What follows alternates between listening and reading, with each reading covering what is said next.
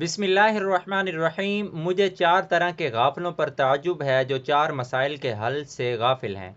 मुझे ताज्जुब है उस पर जो गम से आजमाया गया और फिर भी इस आयात से गफलत करता है। इलाही तेरे सिवा कोई माबूद नहीं, तू पाक है, बेशक मैं ज़ालिमों में हो गया। क्या तुम नहीं जानते कि इस दुआ पर अल्लाह ने क्या जवाब दिया? अल्लाह सुब्हानहू व तआला ने इसके बाद फरमाया, तो हमने इसकी पुकार सुन ली और इसे गम से निजात दे दी और हम ईमान वालों को इसी तरह बचा लिया करते हैं। मुझे ताज्जुब है उस पर जो बीमारी से आजमाया गया कि वो कैसे इस दुआ से गफलत करता है। ऐ मेरे रब, मुझे ये बीमारी लग गई है और तू रहम करने वालों से ज़्यादा रहम करने वाला है। क्या तुम नहीं जानते कि इस दुआ के बारे में अल्लाह ने क्या फरमाया? अल्लाह ने फरमाया है, तो हमने इसकी सुन ली और जो दुख उसे था वो दूर कर दिया।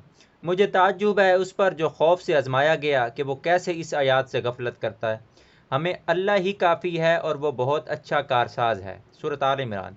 क्या तुम नहीं देखते कि इस पर अल्लाह ने क्या फरमाया? अल्लाह फरमाता है, नतीजा ये हुआ कि वो अल्लाह की नेमत व फजल के साथ लौटे, उन्हें कोई बुराई न पहुंची। मुझे ताज्जुब है उस पर जो लोगों के मकर से आजमाया गया कि वो कैसे इससे दुआ से गफलत करता है। मैं अपना मामला अल्लाह के सुपुर्द करता हूँ, यकीनन अल्लाह ताला बंदों का निगरान है। क्या तुम नहीं जानते कि इस दुआ पर अल्लाह ने क्या जवाब दिया है? इस पर अल्लाह ने फरमाया, बस इसे अल्लाह ताला ने तमाम बदियों से महफूज रख लिया और जो उन्होंने सोच रखी थी।